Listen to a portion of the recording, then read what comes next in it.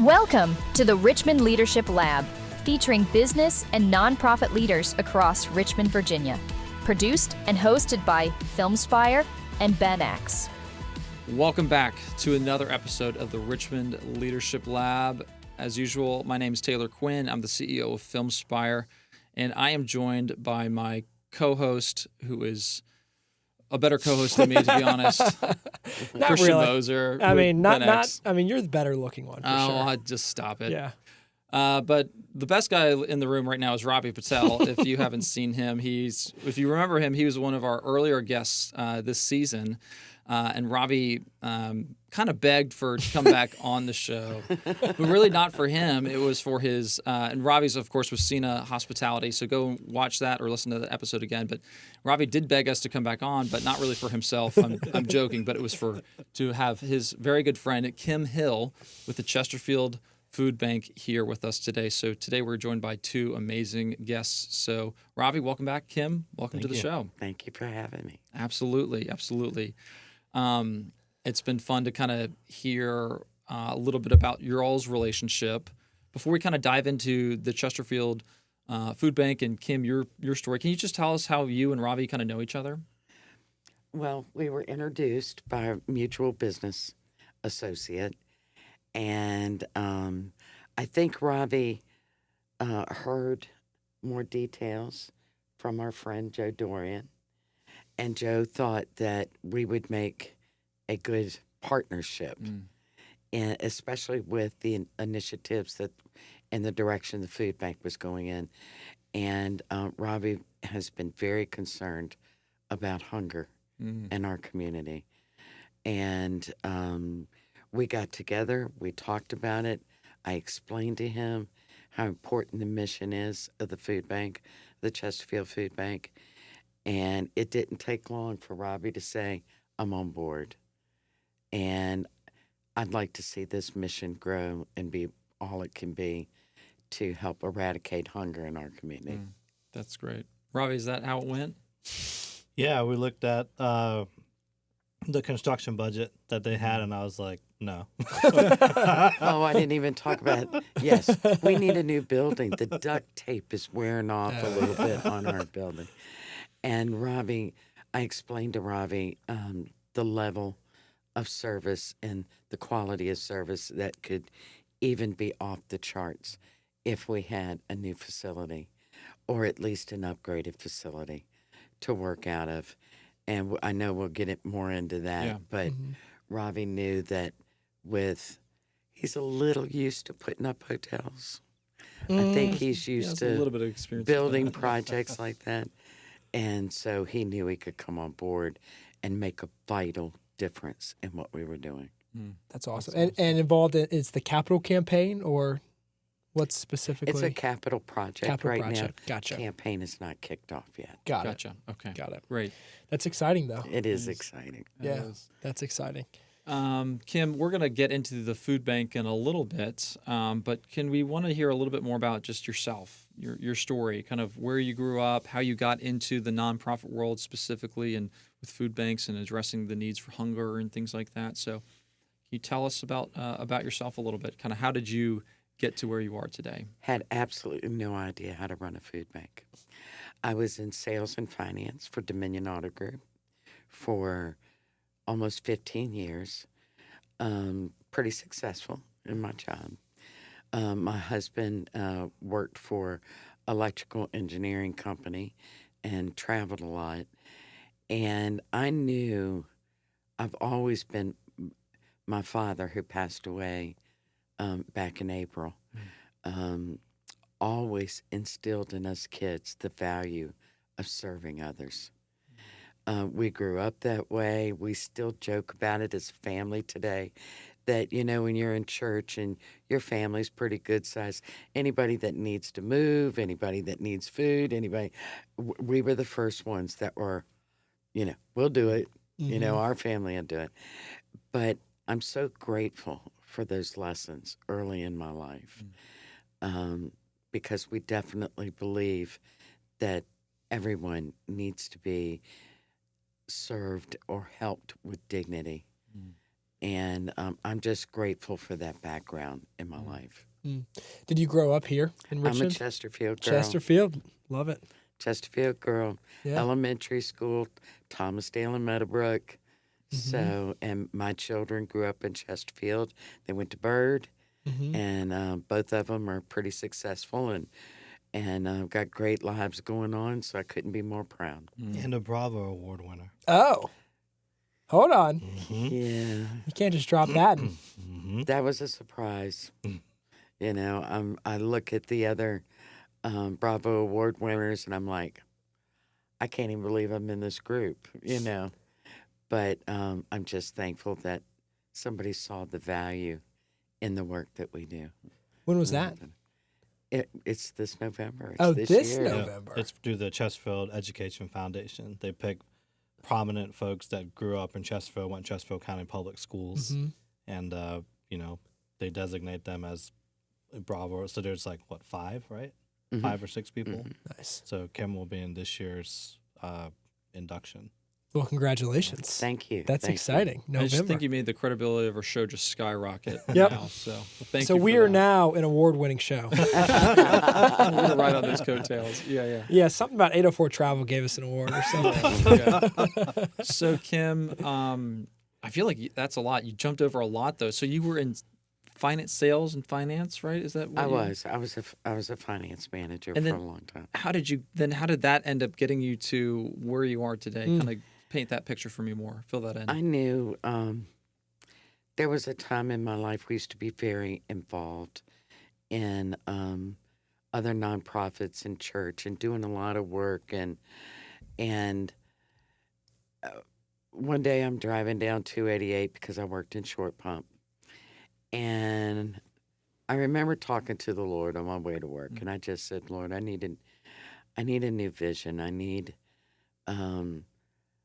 to feel as I was getting older, I knew the latter half of my life was probably going to be, other than the raising of my children, and I knew it was going to be more important than my early years, and I knew it. And just by a mutual friend, they asked me to check out a small ministry of was in Chester and wanted me to check out what they were doing. Had nothing to do with anything that I had on my mind or what I was feeling. And I walked into this place and I saw a small church that wanted to do food bank, not exactly food banking, but help people that were in need, only differently. They didn't want to just hand people a couple nights or a couple days or that day worth of food to get them through. They wanted to make a significant difference. And it was probably 3 or 4 months after being involved in that. Here I'm sitting in my office putting people on contracts, doing my work, and I'm shoving that paperwork aside. And I ended up with like 50 pages of how we could do food banking better. And it just started coming. And my father was wonderful. He met with me for lunch over and over and over again. I was throwing things at him. He said, Kim, I've never seen anything like this before. And he said, and it's not because I knew what I was doing. I think it was just because a prayer was answered. Yeah. Yeah. And so I came home one day and I looked at my husband and I said, I think I'm supposed to quit my job and help the widows with the food ministry that they're doing. And he looked at me like I had lost my mind. What? He said, you like to shop too much. Oh my gosh. You like to shop. Because it wasn't a paid position. Wow. It was a grassroots getting off the ground. So he came to me after about 3 weeks. I didn't bug him about it. And he said, I think you're making the right decision. And he said, I've got you. I'll support you all the way. And he said, do what you need to do. And about 3 months later, I was given my notice and walking into the total unknown. Well, it really wasn't unknown. I had a lot on paper. 50 pages. But how did that feel to just be like, okay, putting in my notice and this is it? How did that kind of, and stepping into that, where were you emotionally, mentally? it was a little bit nerve-wracking, but I was at peace Mm-hmm. about the situation. And hardly any staff. Like I said, they were starting off as a church.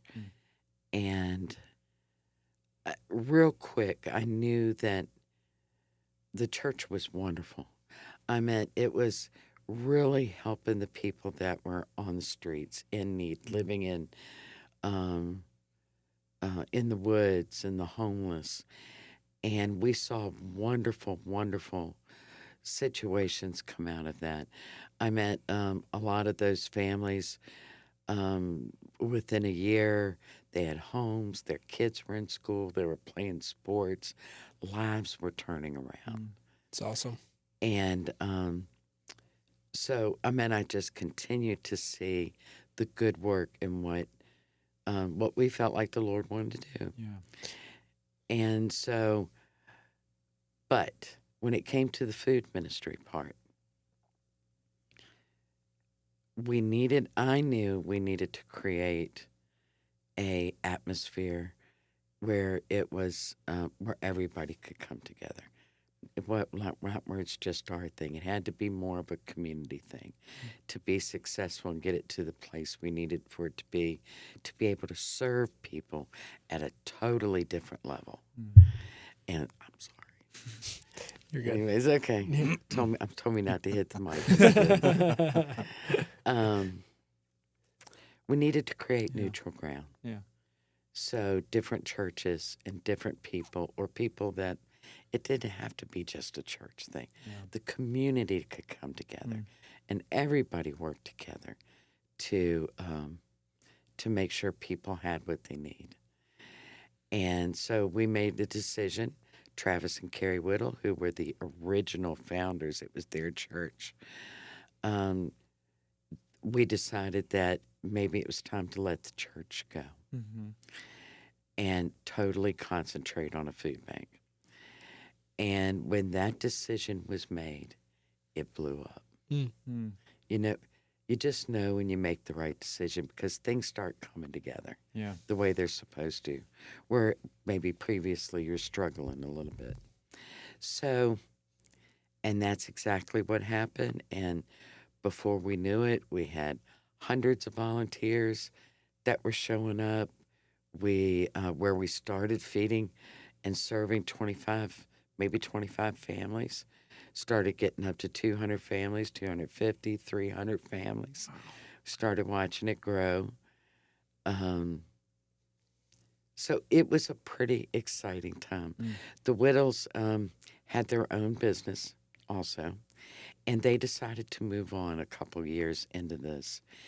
And so there I was. I'm like, oh, well, you're on your own now, Kim. But the cool thing about it was I had a small group of people that were dedicated. Nobody got paid. We didn't have any money. And they came from all kinds of backgrounds, skill level. Most of them had never worked in a professional environment. I had a truck that we called the Beast that was, you wouldn't believe, tried to keep it running and keep it going.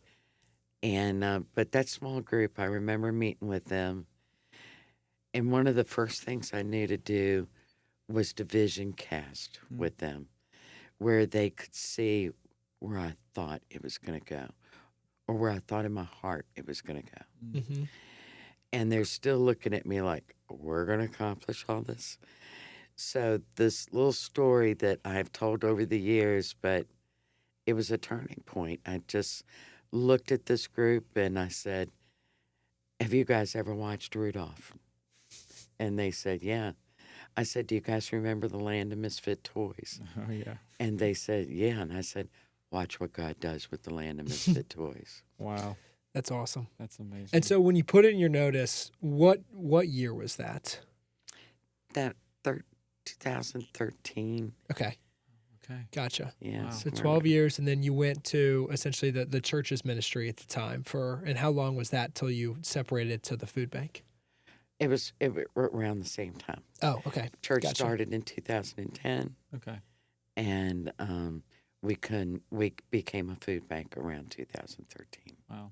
That's awesome. But I do consider all of it because we were the food ministry actually started with the church. Sure. Right. Absolutely. So that's why I still consider it was 15-year anniversary. Yeah, heck for yeah. With what the Whittles started. That's For when great. the seed was planted. Yeah. Yeah. Yeah, that's awesome.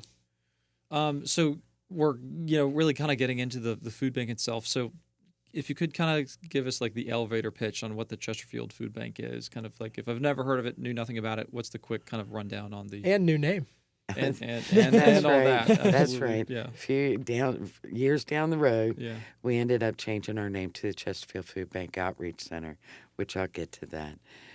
We knew we could, with community support, with the community on board, we could handle and serve a whole lot more people that were underserved. And what turned into one location right there at our main location at Iron Bridge, we were very excited. We decided to call it Food on the Move, and that's where we decided to have mobile distributions. By this time, we had added a couple more trucks and acquired some forklifts. Had to do a little bit of rearranging in the building to have more of a warehouse type situation. Different people coming in and out, giving us seasons in their life. Some people stayed, and some people could give us 6 months to a year. I have to admit that was an interesting concept for me. I knew that the first 4 or 5 years of having, if you want to call them a staff or volunteers, of 20 or 30 people that were all donating their time. They were just giving back out of passion. And like I said, different skill levels. So what I decided to do, we had people that was coming in. She was a hairdresser, never even turned on a computer in her life. So those that had computer skills were teaching the others that didn't. We were, different churches and organizations were coming in to help us make the building, bring it up to par, little by little of what we needed to do. We didn't even have bathrooms in that building. We had porta potties outside. And so I would say around 14, 15, and 16, by this time we were in 4 mobile locations at different Chesterfield County schools. We were doing distribution at our main location, and we started serving around 12 to 1,800 people a month. Wow. A month. A month. Wow. And it started with how many people when you first joined? Started serving about 25. Wow. It's unbelievable. So tell us like how the need sounds great, but just kind of paint that picture. How great is the need for this? How many families are in need of, or individuals are in need of this kind of work that you all provide? Well, to continue, we figure that 1,800 families was about anywhere from 12,000. It affected about 12,000 people. Wow. 1,800 households Yeah. were getting carts of food that were easily worth $200 to $300 worth of groceries. Wow. We wanted to make sure, we were definitely a believer that food needed to be in the pantry where families could come together, so kids had their cereal and breakfast in the morning and they came home and there was opportunities for them to sit down and have dinner Yeah. as a family. And but then we started noticing root causes. We needed to start addressing poverty. We needed to start addressing generational poverty. We needed to start addressing other root causes that were keeping people back in their lives where they couldn't seem to break out of a cycle of what was wrong with in their families or them personally that kept them in this situation.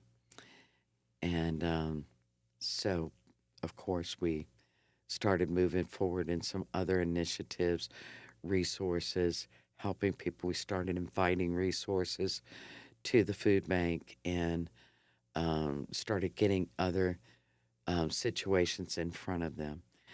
There's a situation that my husband, I joke about it today, but it was serious to me back then. Right now, we serve people in their cars, and we'll get to that, why we do that.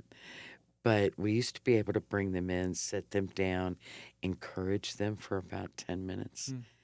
And during that time, when I would walk around, 300 people sitting there, and I could not believe you would walk by and somebody would grab you and you start getting to know them a little bit, especially those that needed ongoing assistance.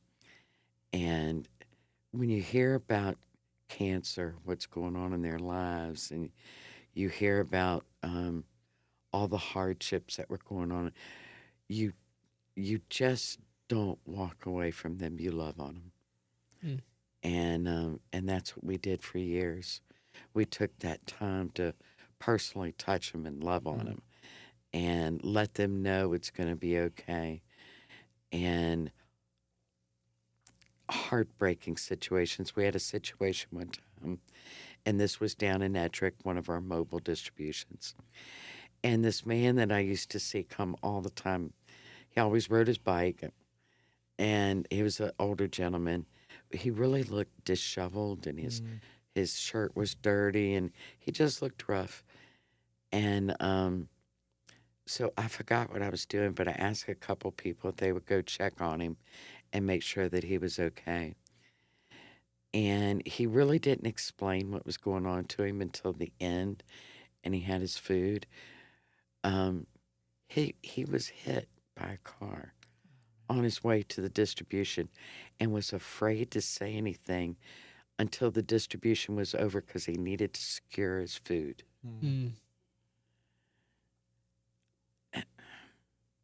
So we ended up calling 911, getting him checked out, and he ended up being okay. And somebody helped him home, and I think he even ended up with a new bike out the deal. He was okay. But to hear situations that to secure your food is that important. And it was just many, many situations. I meant more stories than we have time to listen to. But one other thing that changed about when we started to get into kids programs, that started from, we also like to help other nonprofits and be involved with some initiatives. And we got involved with a nonprofit that was giving out beds. Cool. And people that didn't have beds. And so my husband and I got involved, and we took a family, and we went to go see this family, and it was a townhome down off Jeff Davis near DuPont. And when we walked in, literally, there was nothing in this house but some fold-up chairs, like lawn chairs. All their bedding was on the floor upstairs. And so we delivered the beds, and it was only 2 beds for the kids, twin beds. Excuse me. And I went back to the food bank, could not get that family off my mind. So I went to the board at the time, our board, and I explained to them about this family. And we decided to take them on. It was getting close to the holidays. And we went in, sent them away for a day, and we totally furnished that whole house. Wow. And they had beds, they had living room furniture, we decorated tree, gifts under, and of course, because we're a food bank, that refrigerator and that pantry was jammed Yeah. That's from amazing. top to bottom. Yeah. Oh, that's awesome. So the mom comes back. She had like a 12-year-old daughter and a 16-year-old son. And of course, they are very excited. The daughter was very quiet. We took them upstairs, showed her room, and showed them everything they had. We get to the kitchen. The first thing the daughter did was open up the refrigerator. Mm. And then she looked in the pantry. A 12-year-old dropped to her knees crying. Mm. Oh, She man. didn't react that way about the rest of the house. Wow. They had food, Mm. Yeah. and it broke my heart how much I realized kids worry Yeah. about those situations and where their food is coming from. And it was, we got them a little bit of counseling because I realized that this whole situation affected those kids deeply. Mm-hmm. And so it really took me to a different level. Mm. Each one of our programs, something has always happened or a story has happened that has touched my heart in a different way that maybe it wasn't totally, we grew up, we had hard times. I was just lucky to have a family that when we sat down for dinner, my grandmother could make a meal out of anything. We didn't even know that we didn't have much money Yeah. because she Yeah. cooked so good. But not every family's like that. Yeah. Mm-hmm. Not every family's like that. But it was situations over and over and over again that brought me to a next level Mm-hmm. of how I felt about this food bank. Mm-hmm. And those are just obviously rewarding situations. You see the work that you all are doing and then like the impact that it's making in the community and just individual people's lives. It's very immediate. Yeah. Immediate impact. I Yeah. love that. And so you talk a couple times about like different programs and stuff and the kids program and some different things. So I know you guys have grown a lot and evolved in the last 15 years. By the way, when is the 15-year anniversary? It was few weeks ago. A few weeks ago. Congratulations on Thank that. you. And so when you're talking about these different programs, for someone who maybe this is their first time listening and understanding what the Chesterfield Food Bank Outreach Center is, what are some of the different programs that either people could get involved with or just that people should know about? We have plenty of opportunities. We have grown over the years. I always felt like that our mission has always been feeding the hungry and empowering lives. For years, we perfected, I feel like we did. I feel like we do a great job. We worked on feeding the hungry. The empowering lives part, we had a few false starts. What does that look like? How do we put that together? And the more we got involved with our outreach ministry, which deals with motels and people homeless, the more we listened to stories and realized what the needs were, we got more involved with the county. Kiva Rogers, who is the head of social services for Chesterfield County, just the more and more connections I made with different resources, then we started figuring out how to put this together, a more well-rounded situations. But again, we wanted to take it to the next level. We didn't want to be in somebody's presence, know they had drug addictions, know that they had health problems, knowing whatever the situation was. We just didn't want to hand them a card and say, here's some numbers to call. Yeah. So we started a client advocate program, and we put together a team. So now when people come in and they are experiencing difficulties in their life, They have somebody they sit down with, that they talk about all these things with. Not only does she get them the resources they need, she walks them through it. They hold their hand through it. They help get them connected if they need SNAP benefits. They help get them connected to find housing. They help get them to rehab. You know, we just don't leave them alone where they just walk out the door and figure it out on your own. That has been hugely successful. Ravi, we'll get into some leadership questions in a second, but like hearing all this, like what kind of pulled on your heartstrings or inspired you about just the work that they're doing, that Kim and her team are doing and things like that? How has that been for you? So it's a cool story. So I went to Chesterfield County Public Schools, and I would always drive past the food bank, but honestly, I never pulled in, right?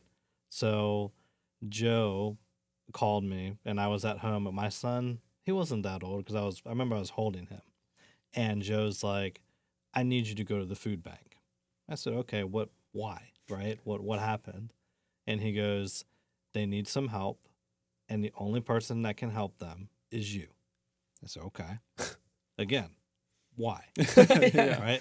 I didn't even know he called you at the time. And he goes, I just came out of a meeting. I can't really share a whole lot with you because that's, it's a board meeting, right? But he goes, they're trying to do a rebuild effort, and if you don't help them, they're not going to get it done. I said, okay. So then I went to the food bank, and I asked Kim, I said, hey, what, and so Kim shared with me all the things that the food bank is doing and, how they're trying to service more people and things like that. And we ended up looking at her construction budget, and she had numbers from 2 very reputable general contractors in the area. But the problem in construction is the bigger company you have, the more overhead and profit you have to pay for them versus a guy like me can come in and just totally scratch it out and be like, this is what you need to do, and I can do it. Yeah. And so that's kind of how our relationship started, where it's like, it might take you a little bit longer because I'm going to redo everything, but you'll get a better product, and I know how to do it. And so then it kind of turned into like, just like we talked about, Sina's not really a hotel company. It's it's kind of a turning into like an everything company, and this is like one thing that we can do. And it's not a PR thing. It's just, you're doing the right thing. You're trying to help them with their mission. And hopefully when it's all done, it's a better product and they can help more people. So, yeah. That's awesome. And when was that? When did you start officially? I don't even remember. It's probably been a year and a half ago now. Gotcha. Yeah. Nice. So it hasn't been too long, but is the building working on, like, when's the ETA completion? we're hoping we can get permits by the end of the year. Nice. Okay. Yep. And so it's, if you go to the food bank today, they've got a gravel parking lot for some areas, right? So trying to fix that, and then looking at the existing building, how can we salvage what's there and make it better, right? Do a renovation. So just trying to be very efficient in what we do, because anything you do on that property is a disruption. Sure. Because there's so many people that rely on the food bank. So my thing to Kim has always been, I don't really want to disrupt it if I don't have to. So I got to think about, like, how do you phase this to make sure that you can still operate, but then you can still get what you need. Yeah. So it's almost like buying a hotel when you do a renovation. You're trying to do like bits and pieces so you can still stay in business and make money. It's the same thing with the food bank. Yeah. So, Wow. Still serve people. Yep. That's great. We'll be right back after this short message. Are employee benefits a headache for your company? At BenX, we simplify benefits so you can focus on growing your business. From custom benefit solutions to cutting-edge technology, we make it easy for companies to take care of their teams. Visit benxconsulting.com to see how we can simplify benefits for your growing company. Your story is powerful, but is it reaching the right audience? At Filmspire, we create compelling videos and provide marketing strategies to make sure they drive real results. From crafting your message to amplifying it, we help you connect with your audience like never before. Ready to inspire? Let's tell your story. And now, back to the show. Well, I have so many questions about the last 15 years, definitely last, 12 or 13 for sure. And so leadership-wise, obviously the name of this podcast is Richmond Leadership Lab. And we really started it for two reasons. One, we wanted to showcase companies that we think are doing really cool or awesome things in the community in Richmond, right? But two, wanted to have some nuggets for other leaders or people growing in their careers or other nonprofit leaders, owners, entrepreneurs, you name it, and just get some really cool leadership lessons, from people in the community. And so a couple questions for you is like, I'm always fascinated because I started BenX 3 years ago, and I'm fascinated the difference between what I thought was going to happen when I started it You're and even exactly 3 years in, right. right? Because it's like things change so quickly.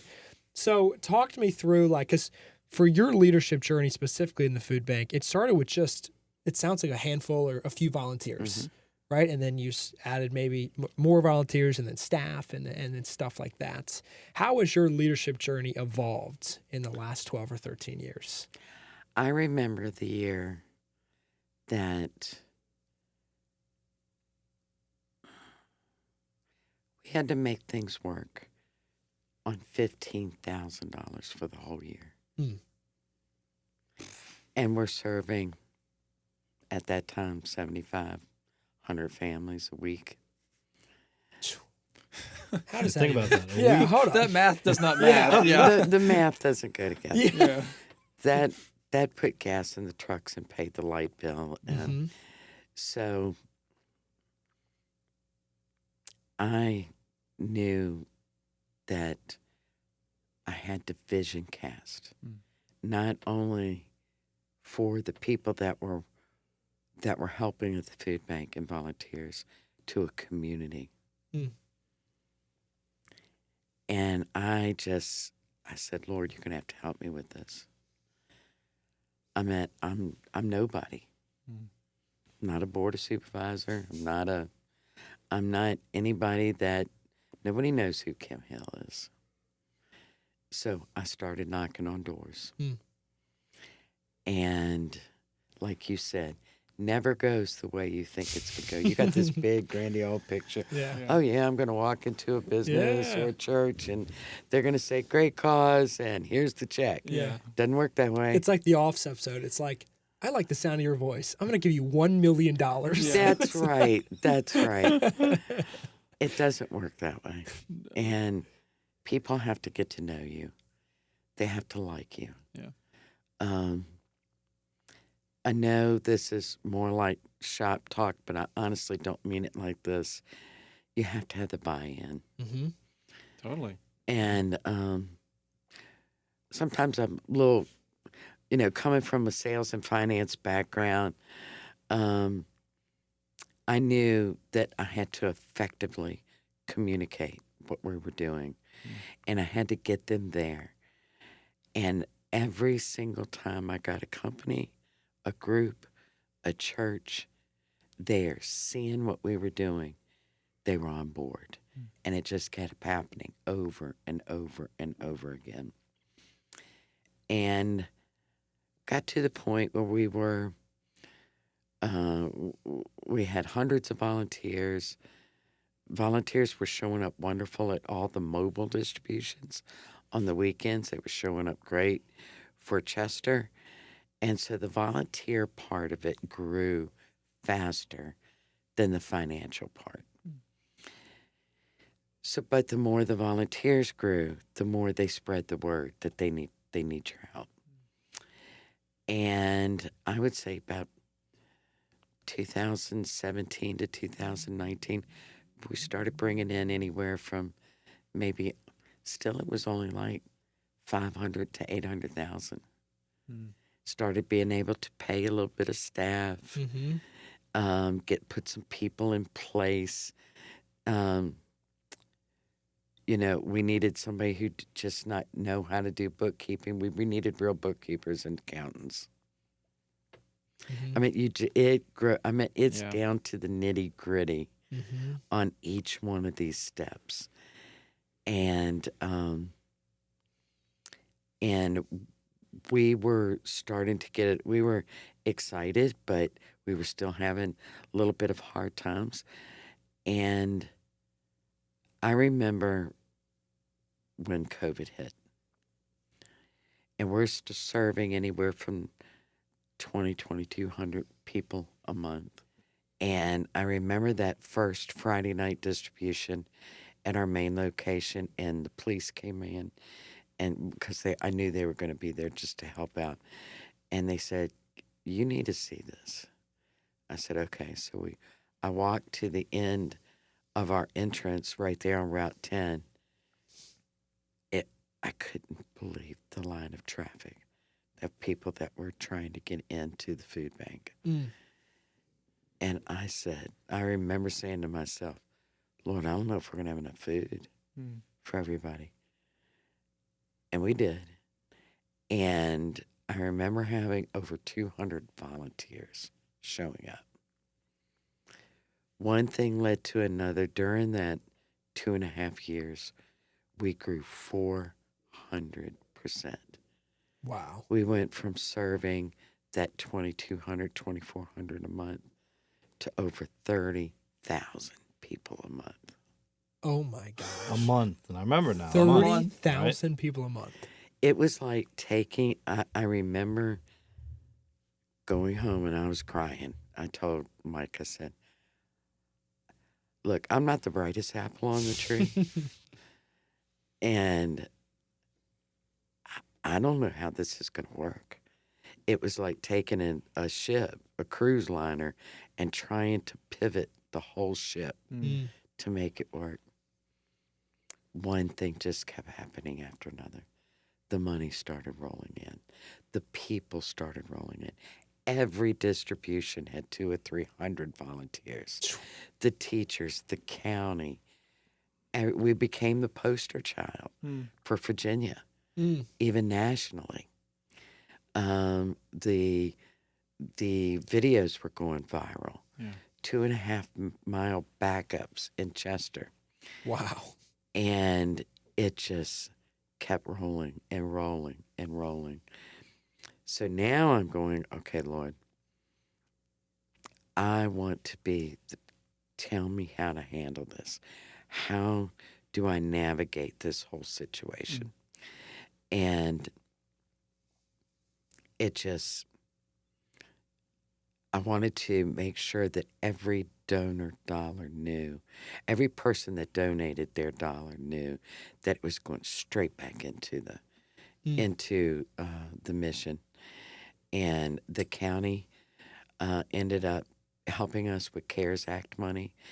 They had extra CARES Act money that gave us $500,000.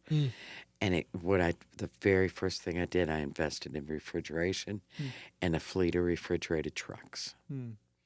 Because we were bringing in so much food and so much donations that we were having to pay outside refrigeration fees because we had to use an offsite location like Richmond Refrigeration.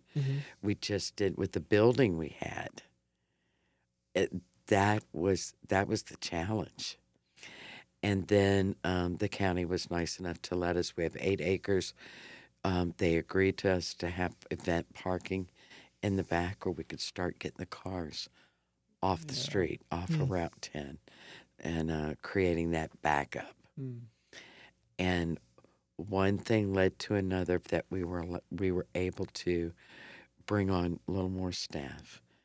Always staying in. I knew we had to keep your staff in line with the size of your organization.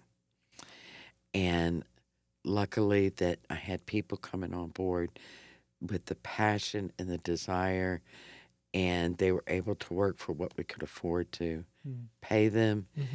And it just kept growing from there. Wow. And then the next thing, because the client advocate, the outreach, getting people to the resources that they need, growing our children's programs.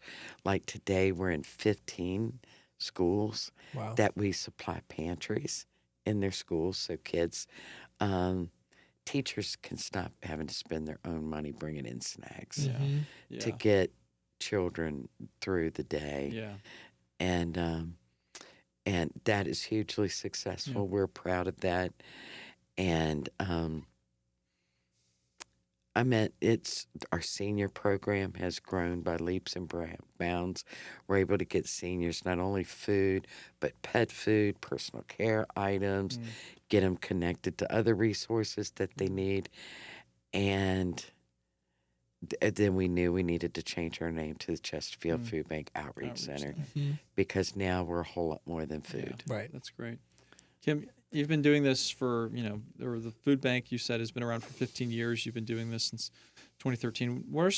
What's a lesson maybe that comes to mind that you have learned maybe the hard way as a leader, or a situation or something that was challenging that you were able to then glean some nuggets of wisdom from? I think you guys are going to appreciate this because you probably were there too. I am by nature a visionary. Okay. And visionaries see the 30,000-foot picture. Yeah. But there's a lot going on leading up to that. I had to learn to slow my roll. I had to let it grow. Let the opportunities present themselves. Not all opportunities and connections are for you. They might sound great. You might like that person, whatever. But they're not for you, and you got to be able to recognize that within yourself. That, that sounds wonderful, and wish I could go down that road, but you know it's best not to. But then there are plenty of opportunities and doors open up that you know are right, and you walk through them, and they're successful. But getting back to the original answer, because I'm such a visionary, I had to learn how to slow down. I had to learn how to slow down and let it grow. Not your problem at all. Yeah, because it's amazing. You cast a vision, and it's so needed because it inspires people, and people can see the impact that you can make in the next few years. But life is a windy road. So I've noticed, like, casting sometimes it's really helpful in certain situations, but like you just said, it's so helpful to also know that, like, there's a lot of detours, and there's a lot of detours, and there's a lot of decisions that you thought were good decisions 2 years ago that are not good decisions anymore. And I think that's fascinating. Hard. It's hard to back up. It's hard to rework something that you thought was right, or a road that you were going down. But like I tell my staff, and I tell the people that work for me, never be embarrassed about course correcting. Because if you don't, you're not going to be successful anyways. We've got to take it on the chin. And nobody takes it on the chin more than me when we have to course correct, or to say, I was wrong. I think that's where you have to be an example and a servant leader.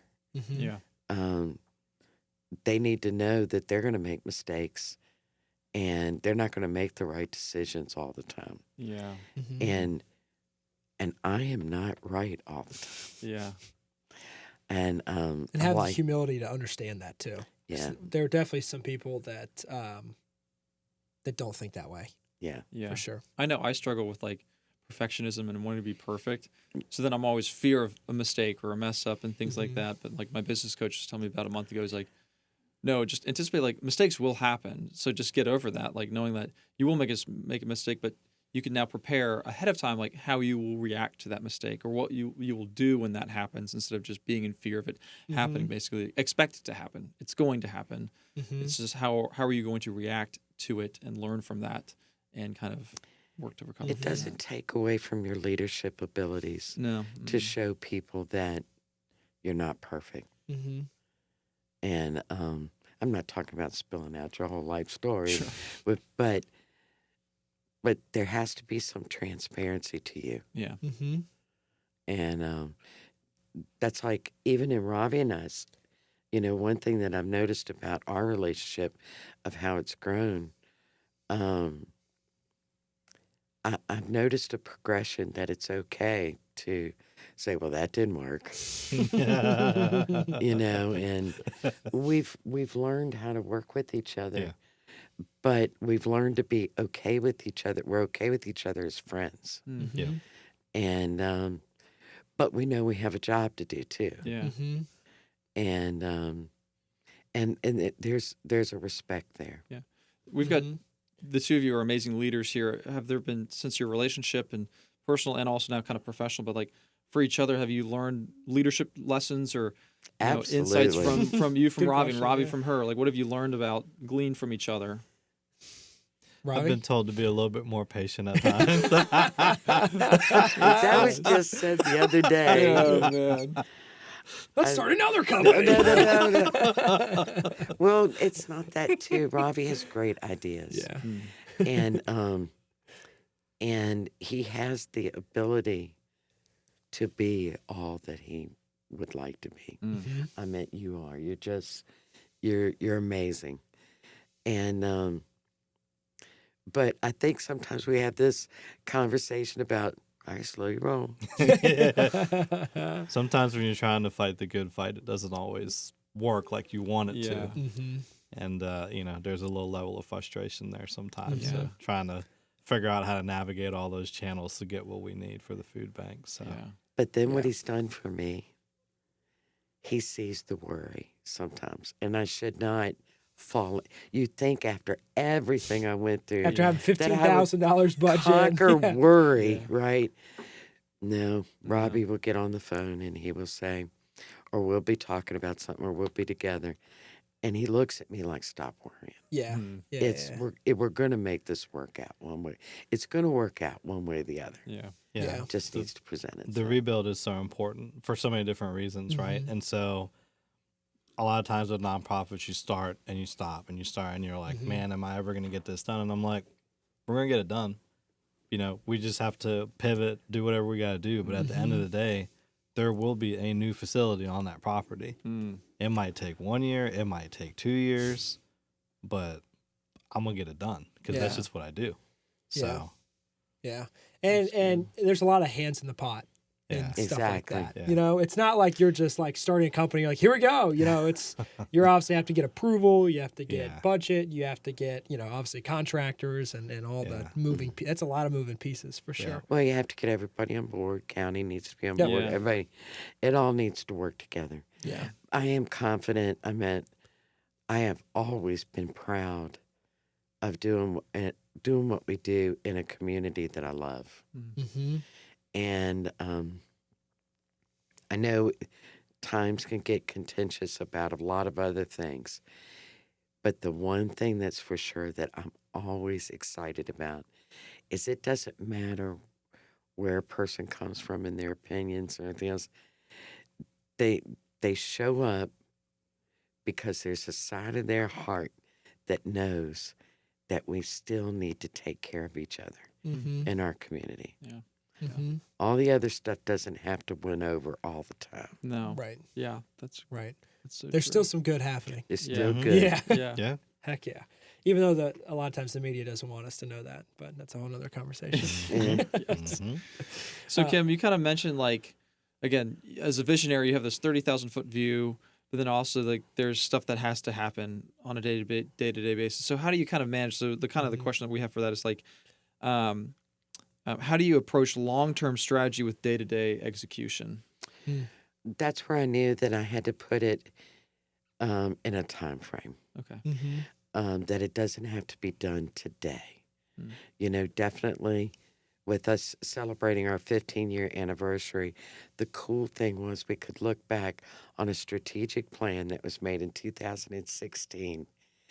We fulfilled and even went beyond what we had laid out in a 2016 strategic plan. Now, and because of my age, I know there's going to be a day that I'm going to pass the baton to somebody else. So there's a few things that I still would get done, but I also want to make sure that when I leave a board or I leave a staff that is going to be running the food bank is to know where they're going, at least to get them through another 5 years. And then I know that God's going to give somebody else an even greater vision of what the food bank and the the Chesterfield Food Bank Outreach Center is going to be doing. Mm-hmm. That's great. Sometimes it's amazing how long it takes. Like the saying, like it takes 10 years to be a overnight success. And also something that has amazed me recently is like King David in the Bible was anointed king at the age of 17. Right. That's young. That is. But young. it was 13 years until he actually became the king Yeah. of Israel. And it was like, that 13 years was a lot of trials, a A lot lot of of suffering, stuff. a lot of stuff. But it's amazing that we live in a world today that it's like, well, this is my year. This is the vision. It's like, well, I mean, to have the patience and to have like the realization of like, this is the goal I want to accomplish and this is the vision. But hey, it might take longer than I think, right? Instead of having 3 years, it might take 8, right? But we're still going to make the day-to-day decisions. That's on the that. way we look at the building. Just like in the beginning, we still go through today being absolutely amazed at what we're still accomplishing in a building that we joke about that's held together by duct tape, but it's literally held together by duct tape. And it's still happening. Mm-hmm. We're not missing a beat Yeah. Right. on what we're supposed to be doing in the community.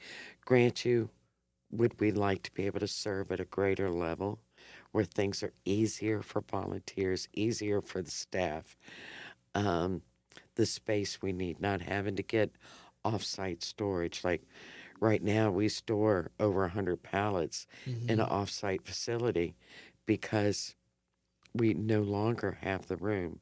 I mean, Ravi even thought this was funny when he saw my administrative assistant literally upstairs in my office. There was a really big closet that was like a 4 by 5 or 6. It was a closet. She made that her office. Literally, people were making closets their office. Now Hey. you understand why the food bank Yeah. is a bit. We need We to do know. have 2 building. bathrooms though now on the inside. There we go. That's an upgrade. Yeah. That's right. That 4 by Don't let it rain real hard because we're still on septic. Oh, Yeah. man. Golly. Yeah, hopefully it's just a light drizzle for the rest of the day. But last leadership question I'll ask, and it's one of my favorite questions to ask people, or especially leaders that have started something or been on a journey, is you are 13 years, give or take, into this thing. What is 2 or 3 pieces of advice you would give Kim 13 years ago? I guess that I think I would prepare myself a little better to put things more in perspective. And 13 years ago, I wasn't as wise about things as I am now. So I think I would try to impart a couple great nuggets of wisdom so I wouldn't have to step in that hole Mm-hmm. and have to learn how to get out of it. Mm-hmm. I think I would try to warn myself of some serious pitfalls. Mm-hmm. And I don't think I would have done anything by way of passion, Mm-hmm. what I felt like I was supposed to do. Everybody that I met, bringing on the community, all of that I look at as great life lessons. Mm-hmm. And I'm appreciative for everything I learned through those years. Mm-hmm. And but at the same time, there's situations and there's people that should not be around you. Sure. Yeah. You know, there's situations that you should not be in. Remember, I said that not every so-called great opportunity is really for you. Mm-hmm. And so a couple of pitfalls I would have Yeah. warned myself about. Mm-hmm. That's great. Mm-hmm. That's Well, awesome. let's wrap up with like maybe one fun question before we kind of wrap up. I know we all have a hard stop coming up, but would love to kind of ask you really quick, like if you weren't doing this, what do you think you would be doing? If you weren't running the nonprofit, what do you think you would be doing?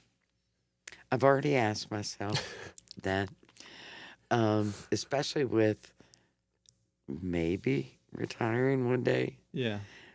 I think I still would give myself to a cause that was important to me. Wow. Yeah. I think that that part of me that wanted to serve, I think I still would have found somewhere to serve. Mm-hmm. I don't know if they would have been ready for me because I was a real eager beaver back then. And like, I like to hit the ground running. I like getting started, but I think I would have given maybe another nonprofit my time. Mm-hmm. Well, that's great. That's awesome. I love that. So Yeah, last yeah. couple questions to wrap up. We do with every guest. So we typically ask a guest, and this is how I guess we got introduced to you was through Ravi. But we ask a guest, is there any nonprofit that they support? Because as a thank you for being on the show, we want to do a small donation to that nonprofit. So I feel pretty confident in yours. But Yeah. I think you guys would love, I don't know if you have met her already, Jill Cheswick, A Night's Prescribed. Mm-mm. I love Jill. And she has sort of done the same thing that I have done. She has a sort of different passion about, her nonprofit deals with drug addiction. mm-hmm. But the difference with hers was she lost her brother to fentanyl, Yeah. and they were twins. Oh. And Jill and her family, their nonprofit is the Scott Zabrowski Foundation, and she always, her and I just bonded, our hearts bonded, and she has done a phenomenal job working in the community to bring awareness and help, and her foundation has just grown by leaps and bounds. She's worked with the governor's office. She's done all kinds of things and has done a great job on bringing awareness to drug addiction and, most importantly, fentanyl abuse. Mm-hmm. We'll have to check them out. Thank Yeah, you. that's awesome. We'll Thank give you them for a shout sharing out. that. And then we've got one last question that we always do from the Virginia Council of CEOs. Yep. So the Virginia Council of CEOs, VACIOs, is how we end the show. And essentially we've asked this question to all of our guests. And it is, as a leader, it can be lonely at the top. How do you deal with that? That is a joke in my house. My husband jokes with me, like, 'cause I'm very social. I feel like that you can be friends with people, but you do have to be careful. You do have an organization you have to run. But in whatever level of friendship you can offer people around you, be authentic about it. Mm-hmm. Do what you can do. You know, I just read in Proverbs the other day that don't put off till tomorrow if you have the ability to be there for somebody today. Yeah. And I guess the most lonely part of it is you don't get to have, well, you do if you're lucky, have close friends, a circle around you that you can just be yourself, because you do need that. Yeah. You need it terribly. Yeah. And but you do have to be careful with coworkers because they're looking at you to be an example. You're their strength. Mm-hmm. You know, even though they know you have a human side. And my staff is amazing. Anytime I've been sick, my husband's had a couple open heart surgeries. One of the best things they could do is they could run that organization while I was gone. And then still, to me, that's being there for me. Yeah. I love the CFBOC. It's my life. That's great. That's awesome. Kim, how could people get in touch with the food bank, with you, get me volunteer opportunities, things like that? Can you tell us real quick before we wrap up? CFBOC.org. They can go to our website, all the information they need to get involved for volunteering, for donating financially, having a food drive. We are coming into food drive. September is Hunger Action Month. Got it. So our fourth quarter is huge. We see a whole lot more people than we see all year round, which it's not that that is a huge, huge jump, but it is definitely an increase.